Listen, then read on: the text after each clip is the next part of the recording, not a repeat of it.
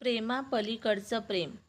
दाराची bell 3-4 वेळा वाजली म्हणून किचनमध्ये असलेल्या मालतीबाई पिठाने भरलेल्या हातानेच दार उघडायला धावल्या.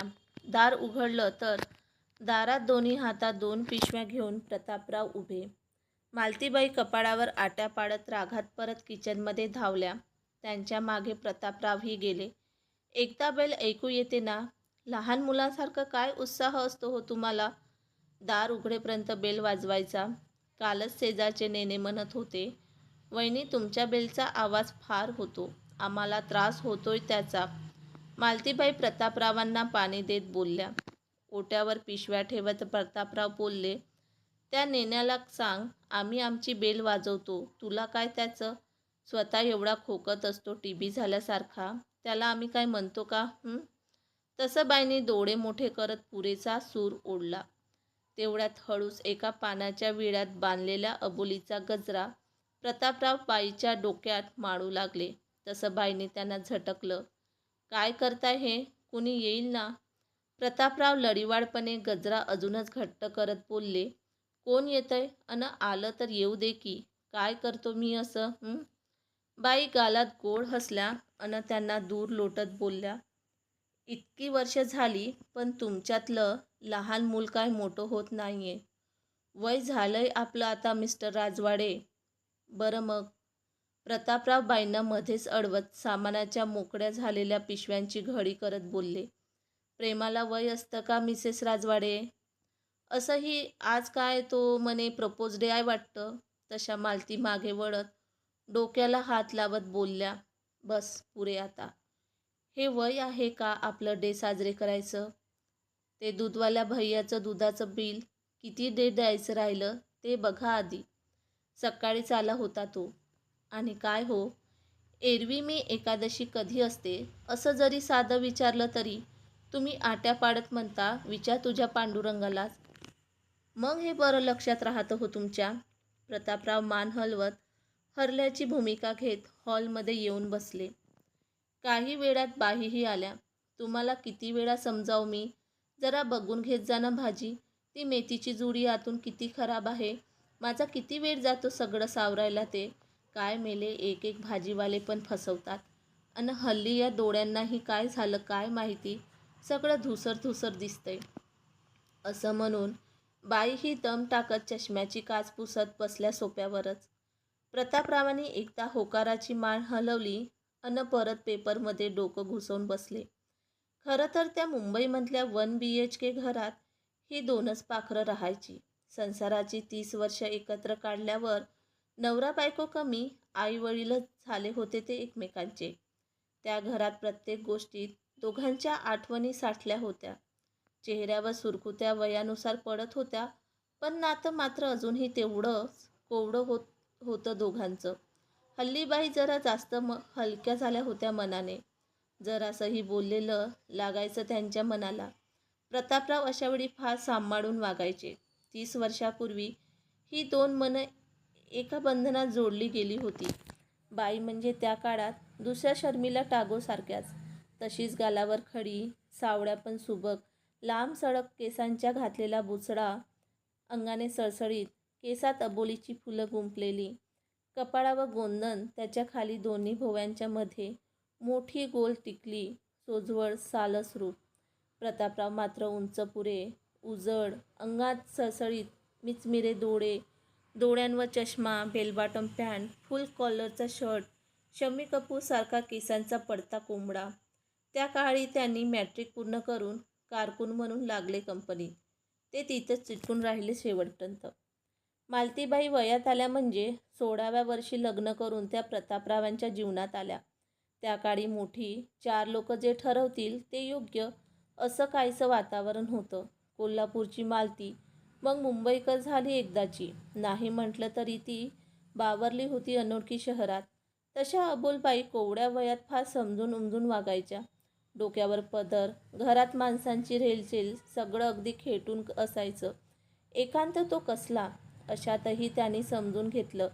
दोघांनी एकत्र पहिला पिक्चर पाहिला, तोही लग्नानंतर 1 वर्षानंतर.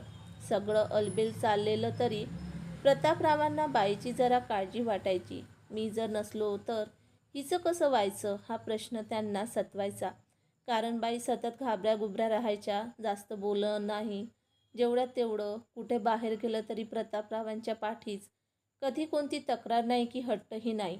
जे दिलं ते पदरात घेतलं असं त्यांचं होतं. देव भोळ्या नाही, पण श्रद्धा अपार होती पांडुरंगावर. त्या फक्त शरीराने इथे राहतात की काय असा प्रश्न पडायचा कधी कधी प्रतापरावांना. ते बोलायचेही याबाबत बाईशी, पण बाईचं उत्तर ठरलेलंच. तुम्ही आहे तोवर मी आहे, जिथं तुम्ही तिथं मी. प्रतापरावांनी शेवटी कंटाळून असं बोलायचं बंद केलं. पण एका प्रसंगाने मात्र त्यांच्या डोळ्यात चांगलं समजून घातलं त्यावेळी, की बाई भोळ्या नाहीत तर खमक्याही आहेत. प्रतापरावांच्या कंपनीत एक मोठा घोटाळा झाला होता. प्रतापरावांना उघड्या डोळ्यांनी सगळं दिसत होतं, पण काही करू शकत नव्हते. त्यांचं अस्वस्थपणा घरी पण जाणवायला लागलं होतं. हरवल्यासारखे राहायचे. जेवणात लक्ष नाही की बोलण्यात. काही विचारलं तर काही नाही, ऑफिसमध्ये कामाचा ताण आहे असं म्हणून वेळ मारून न्यायचे. मालतीबाईंनी बघून बघून घेतलं आणि एकदा त्यांची शपथ घेऊन बोलतं केलं. पहिल्यांदा प्रतापराव लहान मुलांसारखे ढसाढसा रडले. मनातली घुसमट मोकळी केली. ऑफिसमधला गैरव्यवहार उघडकीस आणला तर माझी नोकरीही जाईन, वरून बदनामी होईन की ही भीती त्यांना सतावत होती. ते सगळं बघूही शकत नाही अन बोलूही शकत नाही अशी अवस्था त्यांची झालेली. बाईंनी त्यांना धीर दिला. त्यांचा हात हातात घेऊन विचारलं, तुमचं मन काय सांगतंय ते तुम्ही करा. तुम्हाला वाटतंय ना की नोकरी जाईन वगैरे, तर त्याची काळजी करू नका. मी भाजीपोळीचा व्यवसाय सुरू करेल. आपला संसार दोघांचा आहे, मग मीही करेल की मदत. 3 वेळेऐवजी 2 वेळ खाऊ. पण फक्त तुम्ही असं कुढत राहू नका आतल्या आत. उद्या एकेकाळचे पेलवान अण्णांना गावी समजलं त्यांचा मुलगा असा कमकुवत आहे मनाने, तर काय वाटेल त्यांना? सासूबाई काय म्हणतील? तुम्ही धीरानं घ्या, मी आहे तुमच्यासोबत. प्रतापरावांना वाटायचं बाईंना फक्त चूल आणि मूलशिवाय काही कळत नाही, पण त्यांचा गैरसमज दूर झाला होता. पुढे प्रतापरावांनी कंपनीच्या मेन बॉडीला पत्रव्यवहार करून घडत असलेला प्रकार कळवला. खूप उलथापालथ झाली. प्रतापरावांना नोटिसी आल्या. चौकशी होईपर्यंत घरी बसवलं गेलं. किमान 5 महिने ते घरी होते. बाईंनी पण कधी जाणवून दिलं नाही. अशात बाई 3 महिन्याच्या पोटुशा होत्या. प्रतापरावांनी प्रयत्नही केला दुसरीकडे नोकरी धरण्याचा, पण त्यांचा भूतकाळ त्यांना नोकरी देत नव्हता. बाईंनी डबे सुरू केले. 4-5 करत करत आता 15 डब्यांवर आलं होतं. बाई थकायच्या पण दाखवायच्या नाहीत. तेलाचा होणारा त्रास, भाज्या मनातून उतरल्या होत्या. डब्यातून मिळणाऱ्या पैशातून सामान भरायचं, उरलेली बचत. प्रतापराव डबे पोचवायचे, स्वयंपाकात मदत करायचे, आवरू लागायचे. बाईंचा त्रास त्यांना दिसत होता, पण काही करू शकत नव्हते. अशात बाईंना 7व्या महिन्यात गावावरून न्यायला आले. त्यांना आरामाची गरज होती म्हणून. प्रतापरावांनीही सांगितले, मी बघतो, तू राहा गावी, सगळं नीट होईल. पण बाईंनी ठणकावून सांगितलं, मी काही जायची नाही, 9व्या महिन्यात बघू. तोवर माझा नवरा आहे माझी काळजी घ्यायला. प्रतापराव निशब्द होते.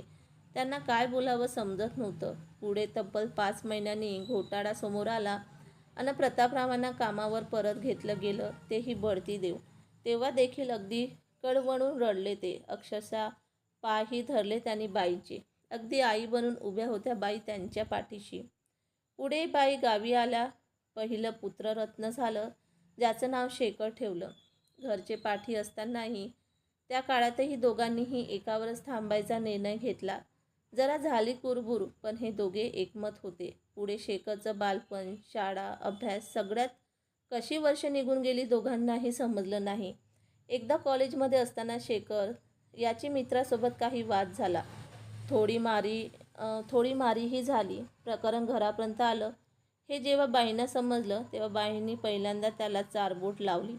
बापाने आणि मी किती खस्ता खाल्ल्या आहेत त्याच्यासाठी याची उजळणी केली, काटकसर जन्माला केली. दोघेही थकले होते. पुढे 4 पाडून इमारत झाली. त्यातच त्यांचं आता 1 BHK फ्लॅट झाला. शेखरला मास्टरसाठी परदेशात जायचं होतं. बाई नाही म्हणत होत्या. एकुलता एक तोही असा लांब. पण प्रतापरावांना काळाची गरज अन मुलाचं भविष्य म्हणून साठवलेली सगळी पुंजी खर्च केली अन त्याला परदेशी धाडला. पुढे 4 वर्ष तो तिथे अन ही दोघं इथे. कधी काळी फोन यायचा, एवढंच. तोही रात्री पर रात्री, कारण इथे दिवस तर तिकडे रात्र, अशात ही दोघं जगायचे. मुलाचा एक आवाज ऐकण्यासाठी. हलकेच डोळे पाणायचे, पण त्याला कधी भासू दिलं नाही. शिक्षण झालं, परत आला. लग्नही अगदी थाटामाटात झालं त्याचं. मनासारखी अगदी गोंडस अनघा सून म्हणून आली बाईची. 4 महिने सुखात गेले. सगळं चांगलं चांगलं चाललं होतं. तेवढ्या शेखरने US ला सेटल व्हायचं सांगितलं. अनघाचं काही नव्हतं, तिला कुठेही चालणार होतं. पण शेखर हट्टाला पेटला होता. काळानुसार त्याला धावायचं होतं. प्रतापरावांनी त्याला समजवण्याचा प्रयत्न केला, पण त्याने काही ऐकलं नाही. तुम्हीही चला तिथेच, असं बोलला तो. पण हे वरवरचं वाटलं त्यांना. बाई सुन्न पडल्या होत्या. लहानपणी डोळ्याआड झालं लेकरू तर जीव कसा विसवायचा आणि आता कायमचा दूर जाणार, असं तोडून टाकू शकतो. शेवटी व्हायचं तेच झालं. शेखर सेटल झाला परदेशात. त्याला जाऊन आता 2 वर्षे झाली. कधी कधी फोन येतो, तेवढाच काय तो. फक्त महिन्याला पैसे मिळतात न चुकता, एवढं खरं. प्रतापराव त्याला पेन्शन म्हणतात. ज्याच्यासाठी आयुष्य काढलं त्याच्याकडून मिळणारी भरपाई. बाई मध्ये मध्ये सगळा राग अनावर झाला तर दोष देतात प्रतापरावांना. त्याला शिक्षणालाच तिकडे धाडलं नसतं तर त्याला तिकडची धूळ लागली नसती, असं म्हणून त्या मोकळ्या होतात. प्रतापराव अशावेळी शांत राहतात. बाई आजारही पडल्या होत्या शेखर गेल्यावर. त्यावेळी मात्र प्रतापराव मनातून पूर्ण हलले होते.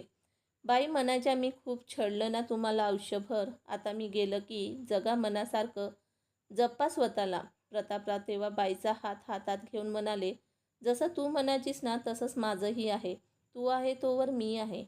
अन असं बरं, मी तुला जाऊ देईन. तुझ्या त्या पांडुरंगाला विटेवर राहायचं नसेल तर मग. बाई हळूहळू सावरल्यात आता. बाईंना जेवढा त्रास झाला आयुष्यभर, त्याची भरपाई म्हणून हल्ली जरा जास्तच लहान होतात प्रतापराव. प्रत्येक क्षणाला बाईंना आनंद देता येईल याचा प्रयत्न करतात. बाईंना सगळं कळतं असतं, पण त्यांनाही ते सुखावणारं वाटतं आणि प्रतापराव खुश असतात म्हणून त्याही काही बोलत नाही. एकमेकांचा आधार घेत ही 2 पाखरं नव्याने आयुष्य जगतायत. हल्ली प्रतापरावांनी नवीनच खूड घेतलाय डोक्यात. रोज संध्याकाळी गार्डनमध्ये धावत असतात. बाई हसत हसत म्हणाल्या एकदा, मिस्टर राजवाडे, हल्ली गार्डनच्या फेऱ्या वाढल्यात तुमच्या काय? काय भानगड काय? लगेच प्रतापराव उचलून धरत बोलले, हो तर आता घरात भावच देईना कुणी. तर म्हटलं चला जरा बाहेर बघू काय. हो तर बघा की कुणी नकटी, मग मी बघते तुमच्याकडं. बाई लटक्या रागात म्हणाल्या, हल्ली गॅलरीत गुलाब पण रोज नव्याने खुलतं. झोपाळा आहे एक, पण बाई त्यावर बसून त्यांच्या देवाचं वाचन करत असतात. प्रतापराव अधूनमधून किचनचा ताबा घेतात. बाईच्या मते पसारा घालतात. असो, दिवसाची संध्याकाळ ही 2 तरुण जीव एकत्र चहा पिऊन घालवतात. हल्ली साखर जरा कमीचा पाळा चालू असतो बाईंचा, पण प्रतापराव मात्र चालतं की तेवढं असं म्हणून वेळ माळून नेतात. जीवनाच्या शेवटाकडे जाणारे हे 2 काय कटकट करायची रोज. असं कितीही उरलं ते आयुष्य, असं म्हणून रोज नव्याने उडतात अन जगतात. शेवट कधी ते कुणालाच माहिती नाही, पण आलेला क्षण आपला, असं म्हणून एकमेकांचा हात हातात घेऊन कोवळं हसतात. वयानुसार सुरकुत्या पडल्यात अंगावर, पण मन मात्र अजून विशीतच आहे हो दोघांचं. अशा प्रत्येक आयुष्याच्या शेवटाकडे जाणाऱ्या उडू पाहणाऱ्या पाखरांना दीर्घायुष्य लाभो हीच इच्छा. मित्रांनो, तुम्हाला कथा कशी वाटली हे कॉमेंट्सद्वारे नक्की सांगा.